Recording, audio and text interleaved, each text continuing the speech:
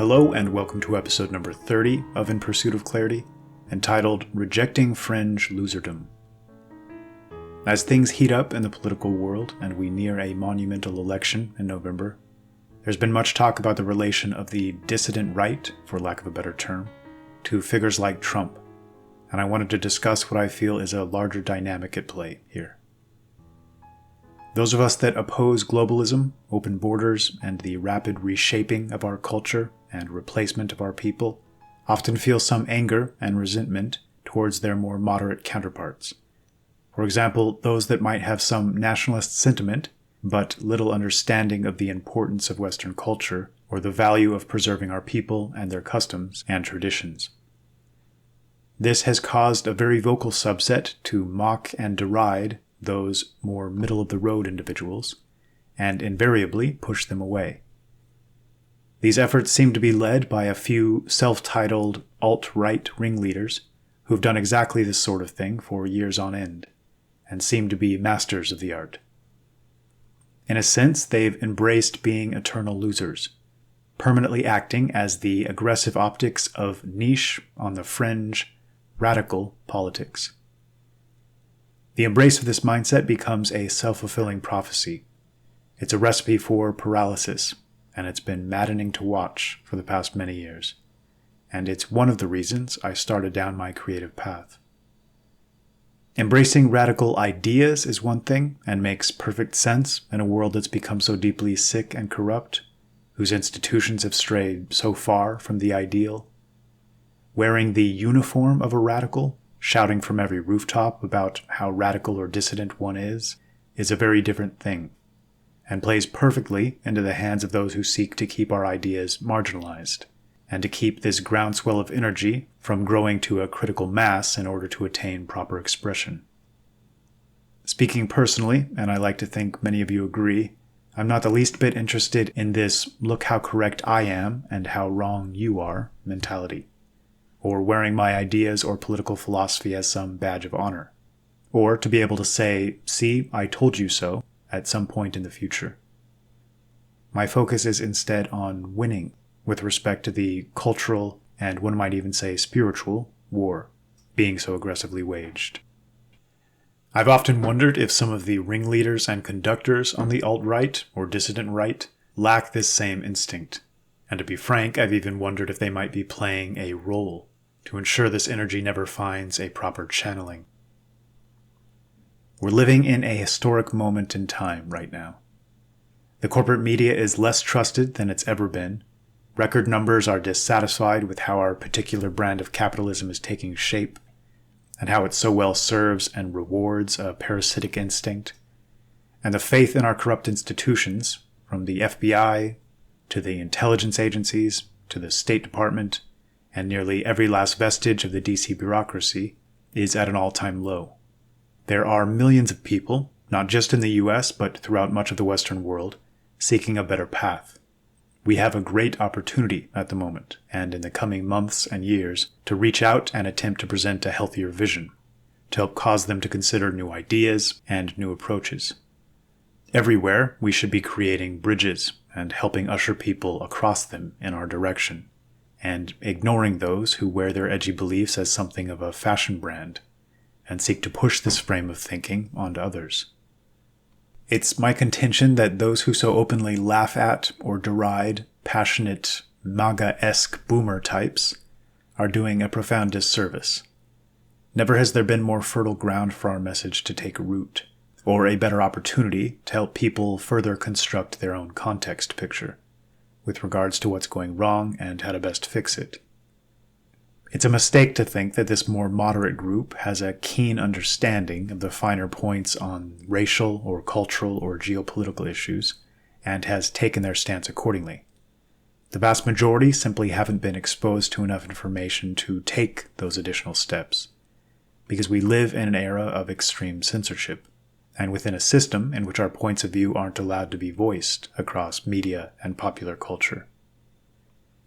Instead of calling these people idiots and feeling smug for having done so, why not take full advantage of this pivotal moment and help produce a sea change in the public discourse accordingly? I tend to think this is the greatest fear of those moneyed powers on the other side, and one of the reasons so much effort goes into creating these chasms between, for example, those on the right with greater racial and cultural awareness and a deeper understanding of the games being played, and those with more vague and ill-defined nationalist sentiment. Stoking this great divide doesn't serve our interests in any way. And it's important to clarify, I'm not suggesting anyone moderates or compromises on their own viewpoints in the least, with regards to what they believe to be true and what they believe is the best path forward.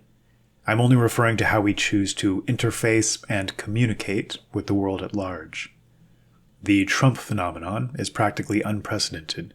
The man is filling stadiums to capacity, and his opponents would be thrilled with a quarter of the attendance in even their most aggressively touted appearances. There are those in our ranks that don't see the potential here, that want to swim against this tide.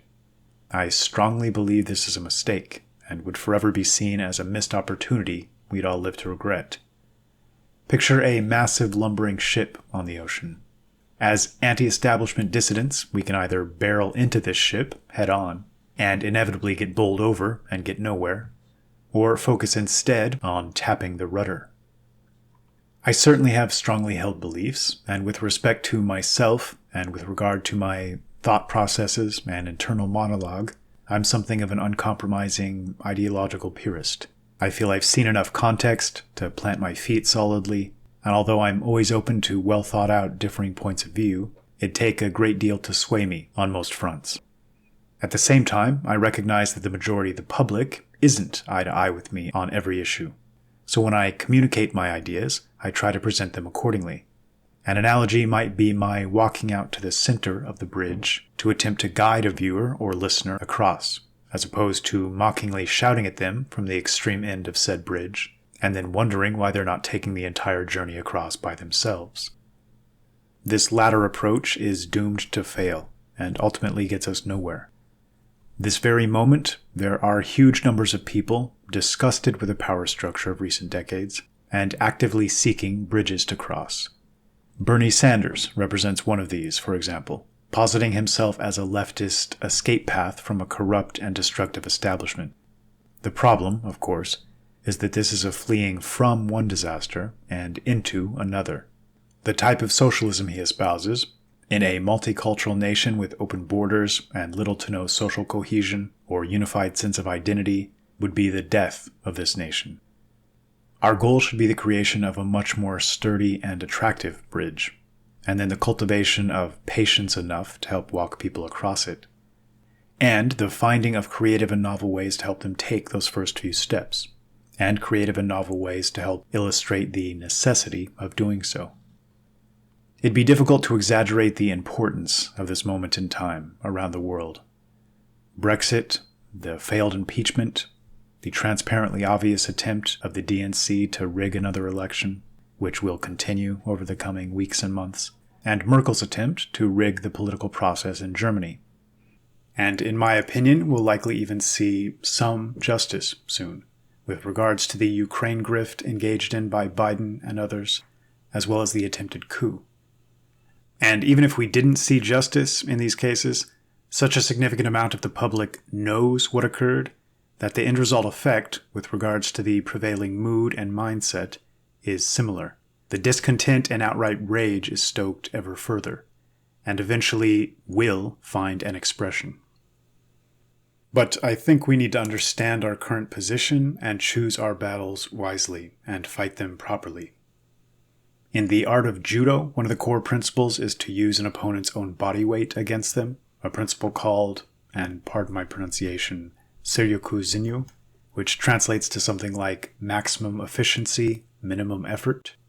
Our leading dissident thinkers have done the opposite for so long, attacking virtually everything, even potential allies, head-on at every opportunity, and making things much more difficult than they need to be. I think this is sometimes due to their genuineness and honesty and lack of shrewdness and guile, but these positive traits can sometimes render a person impotent when it comes to persuasion or tactful diplomacy. And I'm sorry, but whether we like it or not, we're in a moment of time where we have to understand and employ these arts to some degree.